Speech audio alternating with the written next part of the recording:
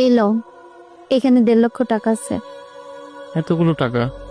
আমি করিং চাচার লগে কথা কইছি। করিং চাচার মার্কেটে 10টা দোকান আছে না, হ্যাঁ। ওইখান থেকে একটা দোকান আমি নিয়েছি।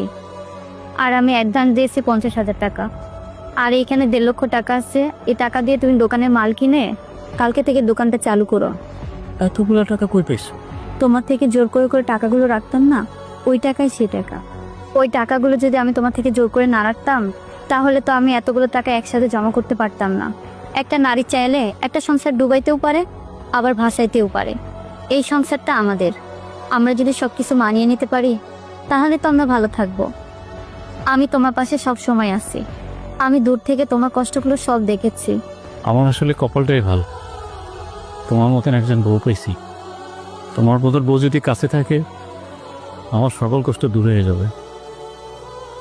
ঠিক আছে, টাকাগুলো এখন তোমার কাছে রাখো।